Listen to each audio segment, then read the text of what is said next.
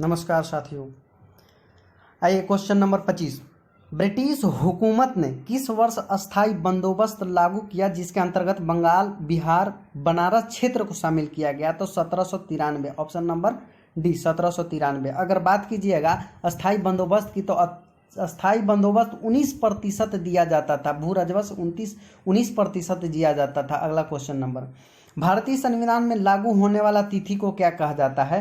तो 26 जनवरी 1950 को संविधान लागू हुआ था, लेकिन 26 नवंबर 1949 को आंशिक रूप से लागू हुआ था, लेकिन हमारा संविधान लागू होने की तिथि 26 जनवरी 1950 को जाता है।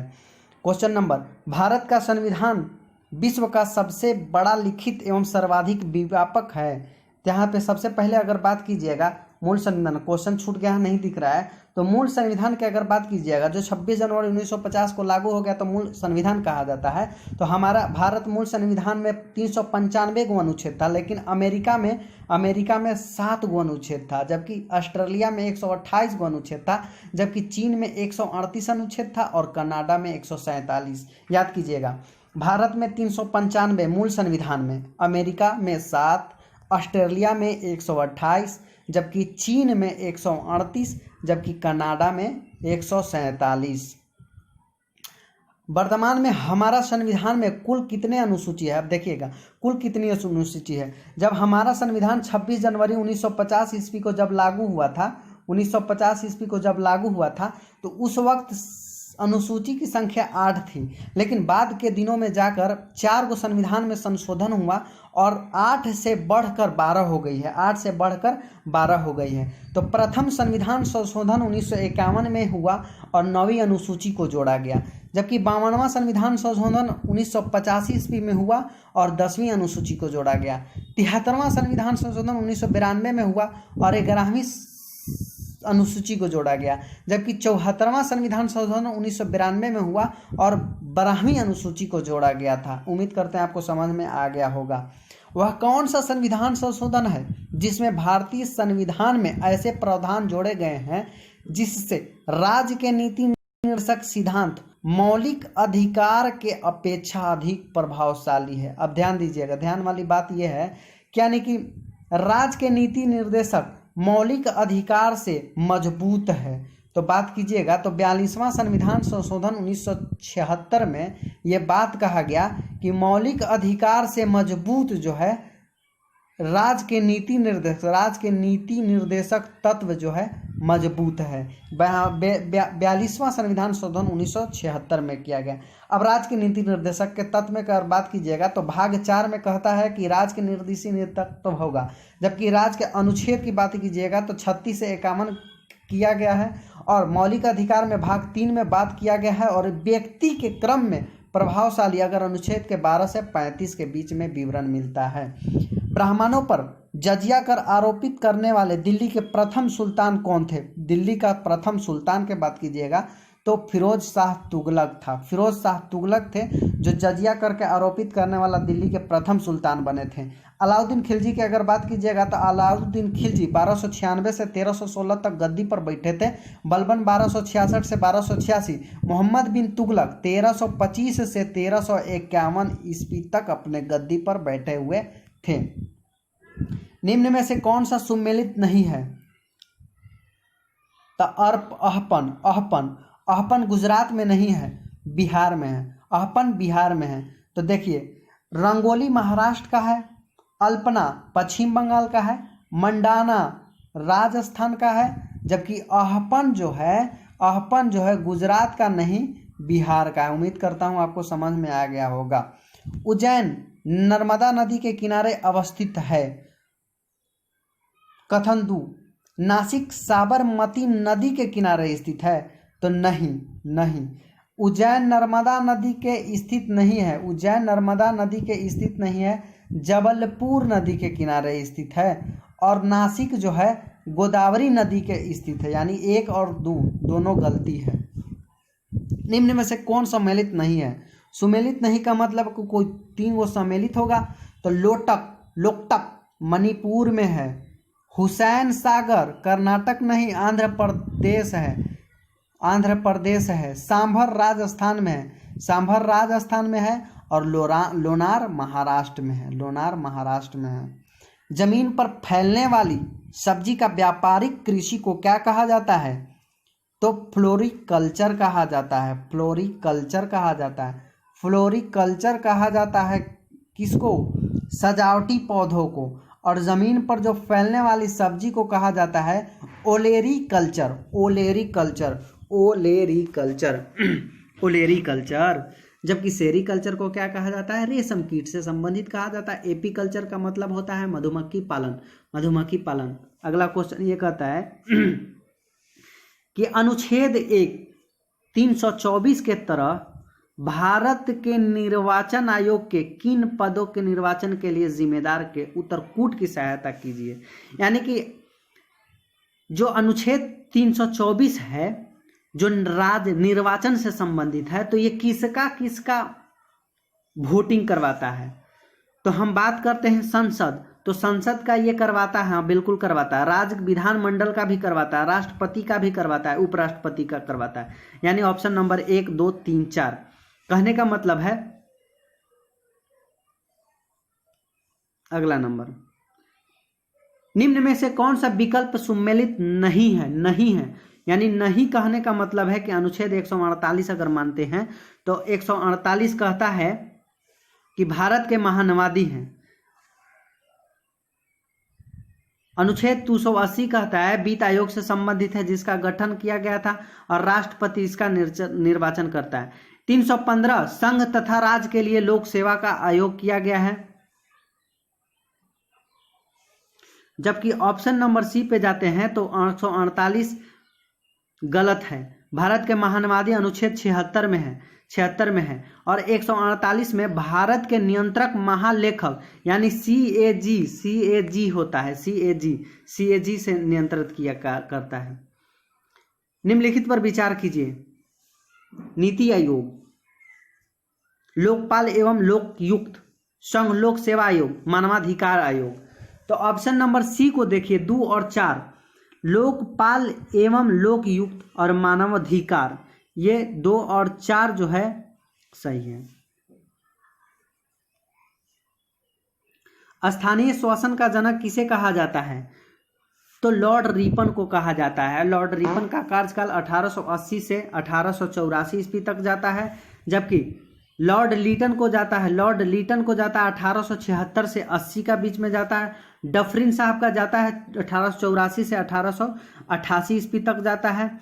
और दिल्ली दरबार की आयोजन 3 बार हुआ था, 1877, 1903, 1911 ईस्वी में। जबकि लॉर्ड मेयो का शासनकाल 1869 से लेकर 1872 ईस्वी तक हुआ था। भारतीय संविधान में उल्लेखित शब्दावली कानून के समक्ष के समानता किस देश से लिया गया है? तो ब्रिटेन से लिया गया है। और अनुच्छेद 14 ये में कहता है कि विपक्ष कानून यानी कि संबंध सभी समझ के समानता होना चाहिए। रंगपुर कहाँ है? सौराष्ट्र में है। रंगपुर हड़प्पा से संबंधित है, वह सौराष्ट्र से संबंधित है। सिकंदर का आक्रमण के समय उत्तर भारत पर निम्नलिखित राजवंशों में किस एक का शासन था? तो नंद वंश था। नंदवंश मौर्य काल का 323 ईसा पूर्व से लेकर 185 बीसी तक। शुंग वंश 185 बीसी से लेकर 75 बीसी तक। नंद वंश 344 से 323 ईस्वी तक। जबकि कण्व वंश 75 से लेकर 30 बीसी तक। चाणक्य, निम्न में से सत्य को चुनिए।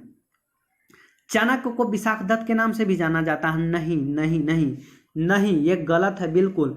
चाणक्य को दूसरा नाम कौटिल्य जाना जाता है, विष्णुगुप्त जाता है, दूसरा नहीं नाम जानता है। सांची का स्तूप बौद्ध धर्म से संबंधित है। हाँ बिल्कुल संबंधित है। चंद्रगुप्त मौर्य अपने जीवन के अंतिम समय में बौद्ध धर्म अपना लिया था। नहीं, ये जैन धर्म अपना लिया था। सम्राट अशोक कलिंग विजय के उपरांत जैन धर्म को अनुयायी बनाया था। नहीं, बौद्ध धर्म को अनुयायी बनाया था, बौद्ध धर्म को। अलबरूनी किसके शासनकाल में इतिहासकार था? तो महमूद गजनवी साहब के साथ था। महमूद गजनवी साहब के साथ था। महमूद गजनवी का शासनकाल जो बात कीजिएगा महत्वपूर्ण भूमिका 1000 से 1027 ईस्वी तक 17 गो आक्रमण किए थे। 17 गो आक्रमण किए थे। अबू रिहान को अलबरूनी कहा जाता है और अलबरूनी को अबू रिहान कहा जाता है। यह रुझाने वाली बात है ही नहीं। दिल्ली का सुल्तान जो भारत में नहरों के सबसे बड़े जाल का निर्माण कौन करवाया है? तो फिरोज शाह तुगलक। जबकि गयासुद्दीन तुगलक प्रथम सुल्तान था, यानी कि सुल्तान नहर का सिंचाई यानी नहर लगाने वाला सबसे पहला सुल्तान गयासुद्दीन तुगलक था, लेकिन बहुत सारा लगाने वाला फिरोज शाह तुगलक था। वही गयासुद्दीन तुगलक की बात कीजिएगा तो 1320 से लेकर 1325 ईस्वी तक शासनकाल मिलता है। मोहम्मद बिन तुगलक को 1325 से 1351 ईस्वी तक मिलता है। आज ये मराठा साम्राज्य के अंतर्गत 8 गो पद है। सबसे पहला सर ए नौबत सेनापति से संबंधित है। अमात्य मंत्री से संबंधित है। वाक्यान्विस गुप्तचर से संबंधित है। चिटनीस पत्र को आदान प्रदान करने से संबंधित है। सुमंत विदेश मंत्री से संबंधित है। पंडित राव धार्मिक से संबंधित है। न्यायाधीश न्याय करने वाले संबंधित को 8। लेकिन सबसे मराठा साम्राज्य में सबसे ज्यादा महत्वपूर्ण भूमिका सर ए नौबत जिसे सेनापति के नाम से जाना जाता है। अगला नंबर, भारत तक समुद्री मार्ग की खोज किसने किया था? पुर्तगालियों द्वारा किया था। लेकिन डचों द्वारा 1602 ईस्वी में, अंग्रेज द्वारा 1600 में, फ्रांसीसियों द्वारा 1664 ईस्वी में अपनी ये किया था। महाकुंभ कितने वर्ष के अंतर पर होता है? महाकुंभ की अगर बात कीजिएगा तो 3 तरह से होता है। सबसे पहले अर्धकुंभ, दूसरा कुंभ, तीसरा महाकुंभ। तो अर्धकुंभ 6 बरस पे होता है, जबकि कुंभ 12 बरस पर होता है और महाकुंभ 144 बरस पे होता है। लेकिन ऑप्शन नंबर महाकुंभ नहीं, ऑप्शन नंबर में 144 नहीं दिया गया था, लेकिन ऑप्शन नंबर 144 बनाने के बाद हमारा सब सही हो जाएगा। अगला नंबर क्वेश्चन देखते हैं। भारतीय संविधान द्वारा स्थापित निम्न में से कौन सा स्वतंत्र निकाय के रूप में कार्यकारी होता है? निर्वाचन आयोग अनुच्छेद 324 से संबंधित है, बिल्कुल सही। नियंत्रक एवं महालेखा यानी CAG कैग से संबंधित 148 से संबंधित, ठीक है। संघ लोक सेवा आयोग 315, संघ लोक सेवा से संबंधित 315 में अनुच्छेद किया गया। ऑप्शन नंबर डी यानी सभी सही है। ब्रिटिश का एकमात्र संविधान कौन है जिनमें 3 स्तरीय केंद्र, राज्य एवं स्थानीय सरकार का प्रावधान किया गया है? तो ऑप्शन नंबर बी सही है, भारत। ऑप्शन नंबर बी हो गया भारत। भारत। उम्मीद करता हूं कि आपको समझ में आ गया हो। भारत। केंद्र से संबंधित की बात कीजिएगा तो भाग 5 में है, और राज्य संबंधित की अगर बात कीजिएगा तो भाग 6 में है। स्थानीय यानी पंचायती राज से संबंधित भाग 9 में है, और नागरपालिका 9 के क में बात किया गया है। अगला क्वेश्चन, राष्ट्रपति द्वारा राज्यपाल की नियुक्ति किस अनुच्छेद के तहत किया जाता है? तो अनुच्छेद 155 के द्वारा किया जाता है। देखिए, राष्ट्रपति द्वारा राज्यपाल की नियुक्ति अनुच्छेद यानी राष्ट्रपति, अभी रामनाथ कोविंद है ना हो और फागू चौहान जी है, तो राष्ट्रपति यानी कि रामनाथ कोविंद साहब जब राज्यपाल यानी राज्यपाल कौन है? राज्यपाल फिलहाल में अभी हमारा फागू चौहान जी को नियुक्त कर देंगे तो अनुच्छेद 155 की तहत करेंगे। अब 110 क्या है? तो 110 अगर बात कीजिएगा धन विधेयक से संबंधित है, जबकि वित्त आयोग 280 के अनुच्छेद से संबंधित है। जबकि 163 की अगर बात कीजिएगा तो राज्य मंत्री परिषद से संबंधित है।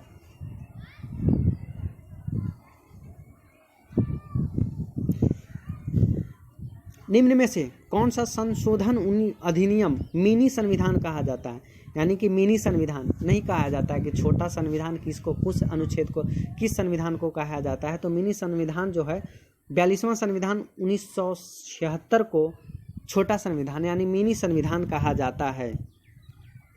भारत के राष्ट्रपति के निर्वाचन में कौन कौन भाग लेते हैं? जब भारत के राष्ट्रपति रामनाथ कोविंद को अगर चुनाव किया जाता है तो कौन कौन भाग लेते हैं, यानी कौन कौन भाग लेते हैं। तो सबसे पहले संसद के दोनों सदनों के निर्वाचित सदस्य लेते हैं, संसद के दोनों भी निर्वाचित सदस्य होंगे वो सब लेते हैं, मनोनीत सदस्य नहीं लेते हैं लेकिन निर्वाचित सदस्य लेते हैं। दूसरा, राज्य के भी विधानसभा जितने भी निर्वाचित सदस्य हो वो सभी चीज़ भाग लेंगे। और केंद्र शासित प्रदेश के विधान, यानी कि केंद्र शासित प्रदेश के विधानसभाओं के निर्वाचित सदस्य, यानी कहने का मतलब है कोई भी मनोनीत नहीं लेने वाला है, कोई भी मनोनीत नहीं लेने वाला है, यानी कि निर्वाचित सदस्य सभी भाग लेंगे।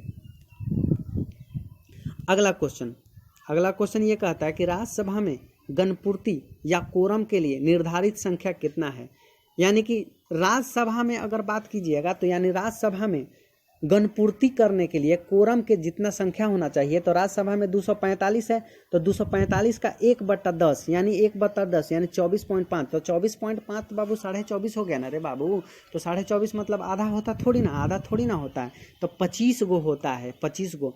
और वही लोकसभा की अगर बात कीजिएगा तो लोकसभा 1/10 का अगर निकालिएगा तो 54.5 यानी 55.5, 54 तो थोड़ी ना आदमी होगा, तो 55। यानी कहने का मतलब है कि राज्यसभा और लोकसभा में गणपूर्ति करने के लिए 1/10 भाग जरूरी है, 1/10 भाग जरूरी है। चलिए मंत्रिपरिषद, और चलिए थोड़ा सा समझ लीजिए मंत्रिपरिषद अगर बात कीजिएगा तो 3 तरीका से होता है। सबसे पहले कैबिनेट मंत्री होता है, दूसरा कैबिनेट मंत्री होता है, दूसरा उप राज्य मंत्री होता है, तीसरा उपमंत्री होता है, तीसरा उपमंत्री होता है। तो कहने का मतलब ये बाबू कि सबसे बड़ा कौन होगा, तो कैबिनेट होगा, फिर उसके बाद राज्य मंत्री होगा, उसके बाद उपमंत्री होगा। सबसे कहने का मतलब है कि सबसे बड़ा कौन, तो कैबिनेट, सबसे छोटा कौन, उपमंत्री। और मंत्री परिषद में 3 गो होइबे करता है, 3 गो होता ही है, समझ ले।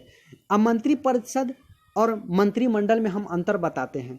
मंत्री परिषद में कैबिनेट को शामिल करते हैं और जबकि मंत्री परिषद में सभी को शामिल करते हैं, यानी कि कैबिनेट को भी शामिल करते हैं, राज्य मंत्री को भी शामिल करते हैं और उप मंत्री को भी शामिल करते हैं। यानी कि साफ साफ ये नजर आया कि कैबिनेट मंत्री और राज्य मंत्री और उप मंत्री तीनों अगर मिल जाते हैं तो तीनों मिला के मंत्री परिषद का निर्माण किया जाता है, और जबकि मंत्री परिषद में कैबिनेट मंत्री को ही कहा जाता है। प्रार्थना समाज की स्थापना किसने किया था, हम पिछले वीडियो में भी बताए थे, आपको रिपीटिशन मिलेगा ही मिलेगा, डिस्कशन मिलेगा ही मिलेगा। लेकिन अगर बात कीजिएगा प्रार्थना समाज की अगर बात कीजिएगा तो प्रार्थना समाज की स्थापना प्रेरणा फलस्वरूप जो है केशव चंद्र सेन से मिला था। एक बार फिर से सुनिएगा, प्रार्थना समाज की स्थापना किसकी प्रेरणा से मिला था, तो केशव चंद्र सेन से।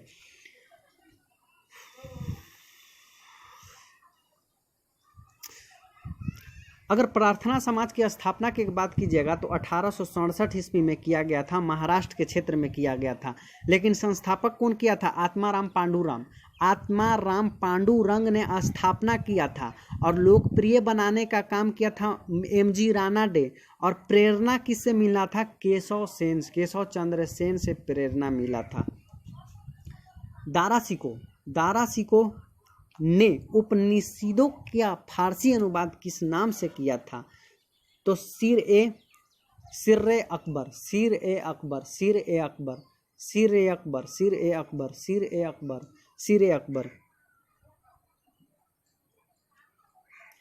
दिल्ली का पहला तुगलक सुल्तान कौन बना था, तो दिल्ली का पहला सुल्तान गयासुद्दीन तुगलक बने थे। अगर शेरशाह सूरी के नाम जानते होंगे तो शेरशाह सूरी द्वारा जीता गया क्षेत्र 1541 में पहला अभियान, 1541 में गखर जाति से संबंध किया और लड़ा और क्षेत्र को जीत लिया। दूसरा 1542 में युद्ध किया, मालवा के क्षेत्र को जीत लिया। तीसरा 1543 ईस्वी में रायसीना को जीता। चौथा 1544 में मारवाड़ को जीता। 1545 में पांचवा कालिंजर को जीत लिया सबसे पहले। और कालिंजर के जो भी नेतृत्व कर रहे थे तीरथ सिंह कर रहे थे। तब ध्यान दीजिएगा सबसे पहले ध्यान देने वाली बात कि पहला, दूसरा, 3, 4, 5। पहला शेरशाह सूरी कब जीता था अभियान, 1541 में गखर, 1542 में मालवा, 43 में रायसीना, 1544 में मारवाड़, 1545 में कालिंजर, गखर, मालवा, रायसीना, मारवाड़, कालिंजर, जो कालिंजर के नेतृत्व तीरथ सिंह कर रहे थे। अगला क्वेश्चन आप देखिएगा, इसी के आधारित पे होगा। किस अधिनियम यानी किस अभियान के समय अचानक बारूद में विस्फोट हो जाने के कारण शेर शाह की मृत्यु हो गई थी? तो सबसे लास्ट अभियान कालिंजर के तहत, कालिंजर जो तीरथ सिंह अभियान कर रहा था, कालिंजर अभियान में इसका बम विस्फोट होने के कारण इसकी मृत्यु हो गई थी। किस विषय को सभी विषय का जनक कहा जाता है? अब जनक कहा जाता है। इतिहास का क्या कहा जाता है? इतिहास के जनक को कहा जाता है हेरोडोटस। भूगोल का जनक का कहा जाता है इरेटोस्थनीज, इरेटोस्थनीज। जबकि अर्थशास्त्र को कहा जाता है Adam Smith, Adam Smith, Adam Smith. किस नदी प्रणाली का जल सबसे अधिक उपयोग में आता है? किस नदी प्रणाली का जल सबसे अधिक उपयोग में आता है? तब बात कीजिएगा लंबाई के बारे में, अगर बात कीजिएगा तो गंगा नदी का 2525 किलोमीटर है, ब्रह्मपुत्र का 2900 किलोमीटर है, ताप्ती नदी का 724 किलोमीटर है और कावेरी नदी का 800 किलोमीटर है। अगला, इनमें किसकी सबसे ज़्यादा लंबाई है? सबसे ज़्यादा लंबाई है तो इनकी सबसे ज़्यादा लंबाई कृष्णा नदी की है। ऑप्शन नंबर 1, 2, 3 और 4। तो सबसे ज़्यादा कृष्णा नदी की लंबाई है 1400 किलोमीटर, कृष्णा नदी की लंबाई है। महानदी को 815 किलोमीटर, कावेरी नदी को 800 किलोमीटर, चंबल नदी को 995 किलोमीटर होता है। पंजाब, पंजाब किस फसल का सर्वप्रमुख उत्पादक है? तो गेहूं का। ग्रैंड ट्रंक रोड किस नाम से जाना जाता है? तो NH1 एवं NH2। NH1 दिल्ली से जाता है, जो भारत पाकिस्तान बॉर्डर पंजाब पे पड़ता है, और NH2 दिल्ली से कोलकाता के तरफ बात को मिलता है। इनमें कौन सा झील कश्मीर में है? कश्मीर में है, कश्मीर। इनमें कौन सा झील कश्मीर में है? चिल्का झील कहाँ है? चिल्का झील उड़ीसा में है। कोलेरू झील आंध्र प्रदेश में है। पुलिकट झील आंध्र प्रदेश में और तमिलनाडु दोनों में है। और झील कश्मीर में कौन है? तो कश्मीर में डल झील कश्मीर में है, डल झील कश्मीर में है। भारत के संविधान के अनुच्छेद 392 के तहत आपात की घोषणा केवल किसके द्वारा हो सकती है? आंतरिक, और दिया गया है ऑप्शन नंबर बी, युद्ध, बाह्य आक्रमण या सशस्त्र विद्रोह। ये आपको आपातकालीन जब पढ़ेंगे क्लियर रूप से तब आपको समझ में आएगा। और राष्ट्रपति घोषणा करता है, आपातकालीन का राष्ट्रपति घोषणा करता है, जो युद्ध, बाह्य आक्रमण और सशस्त्र विद्रोह पर आक्रमण किया जा सकता है।